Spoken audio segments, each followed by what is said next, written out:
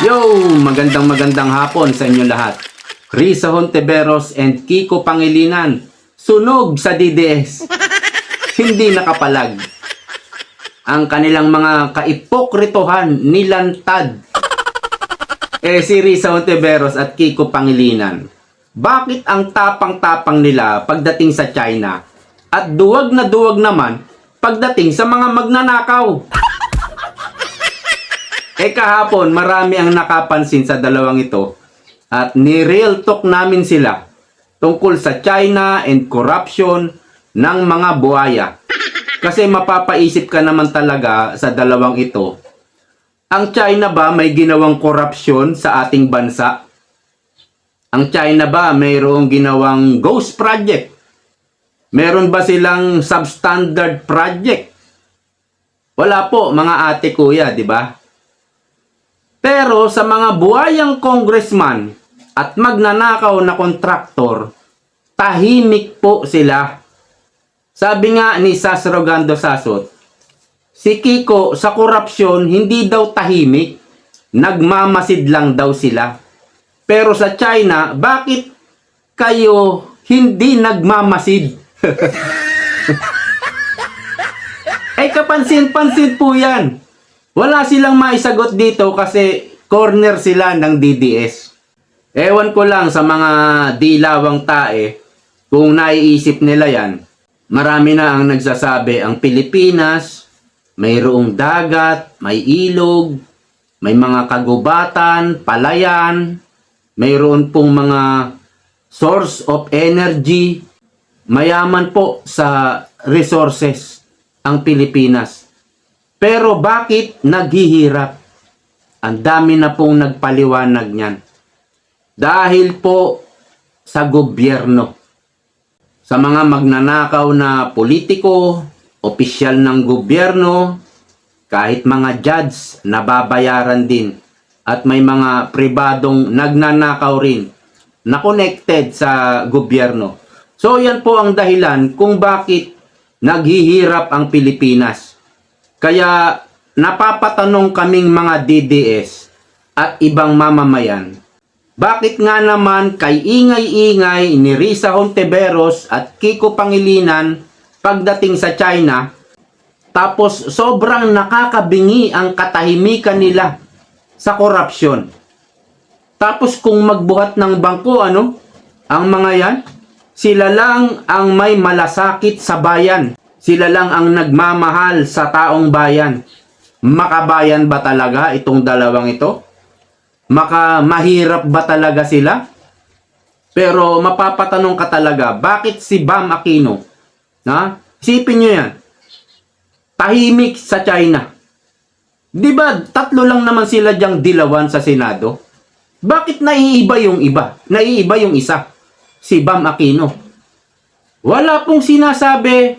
Hindi po nagsasalita si Bam Aquino tungkol sa China. Kahapon, nag-privilege speech siya sa Senado tungkol sa education. Hindi po siya nagsalita tungkol sa China. Bakit? Tatlo silang magkakapartido dyan. Magkakasama sila. Bakit hindi nagsasalita si Bam tungkol sa China? So dito, maiisip na ninyo na itong dalawa, si Risa Hontiveros at Kiko Pangilinan, ay may personal agenda tungkol sa China. Ginagamit nila ang China tungkol sa kanilang agenda. Nakukuha nyo ba? Sa mga dilawan dyan, kakamping, pinklawan, mag-message kayo o mag-comment kayo sa Facebook ni Risa, ni Kiko. Tanungin nyo sila, Ma'am, Sir, bakit tahimik kayo pagdating sa korupsyon? Opo, i-message nyo. Bakit hindi nyo nilalabanan ang mga magnanakaw? Kasi si Risa Hontiveros may insertions din na 3.1 billion pesos. Naalala nyo pa ba? Yung expose ni Katon Ying? Si Katon Ying ang nagbulgar niyan, hindi ako. Naalala nyo ba yon? 2025 lang po yan. Magkano ang 25% sa 3.1 billion pesos? O kayo na ang magkwenta. Ngayon, medyo naliliwanagan na ba kayo? Kung bakit tahimik yan sa korupsyon? Ha? Mga Marcos troll, mga bangag vlogger, tanungin nyo rin si Risa at si Kiko. May vlog naman kayo, tanungin nyo sa vlog nyo. Ha? Bakit tahimik kayo sa mga buhayang congressman? Ang dami nilang buhaya dyan. Ni isa, wala kayong nilalabanan. Bakit? Kasi kasapakat kayo ni Romualdez at ni Bangag Marcos. That is the truth. Kaya kababayan, pagdating sa magnanakaw, daan-daang bilyon, trilyon ang ninakaw, wala lang sa inyo. Wala lang. Tapos, si Risa Hontiveros, tatakbo raw sa 2028. Tapos, sasabihin niya, lalabanan ko ang korupsyon.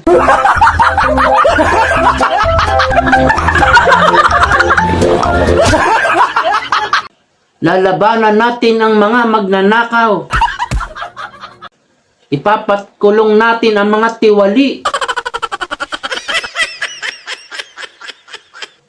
Pag naniwala pa kayo dyan, kayo na ang pinakabaliw sa buong mundo. Babantayan ko ang kaban ng bayan. Ulul! Sipain ko mukha mo.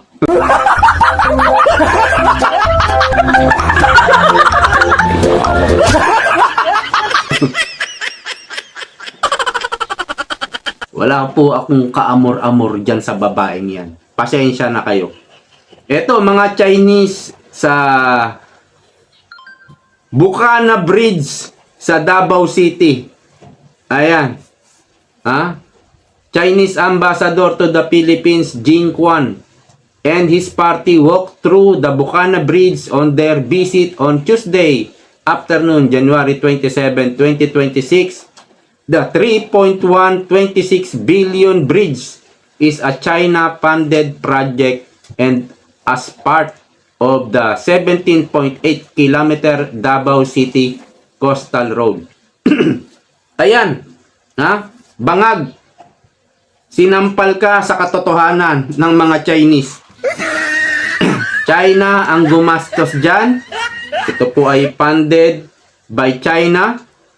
China rin ang gumawa, hindi gobyerno ni Marcos.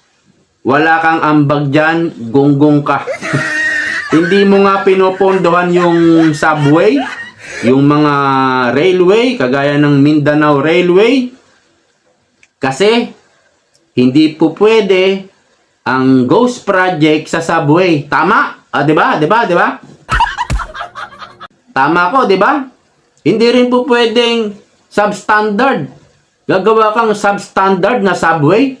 Hindi pwede yun. Wala silang mananakaw. Kaya hindi binibigyan ng pondo yan. Yung mga railway na yan. Naintindihan nyo? Wala silang mananakaw dyan. Kaya ayaw nilang lagyan yan. Nangihinayang sila. Sayang. Ganun kasakim, kagahaman, kasugapa sa pera ang administrasyong ito. Ganun. Hindi sila pwedeng gumawa ng substandard na railway. Guguho yan. Mabibisto sila. Kaya yung pondo, kinukuha nila, ilalagay nila sa flood control, farm to market road. Doon nila gagahasain ang pera ng bayan. Aping-api na ang mga mamamayan. Aping-api na. Pero ano ginagawa ni Risa, ni Kiko? Wala. Wala lang sa kanila. Pagdating ng eleksyon, lalabanan namin ng korupsyon. Ulul. Mga gunggong. Bobo na lang ang maniniwala sa mga taong yan. Tapos dito po sa bagong tuklas daw na gas project sa Malampaya, sabi ni Tariela, babantayan daw nila. Babantayan, Tariela, baka naman bantay sa lakay ang gawin ninyo. Wala nang katiwa-tiwala ang mamamayan, ang taong bayan sa inyo, sa administrasyon ni Bongbong Marcos. Hanggang dito na lang po. Maraming salamat sa patuloy na pagsuporta at pagtangkilik. See you po next time. Bye-bye.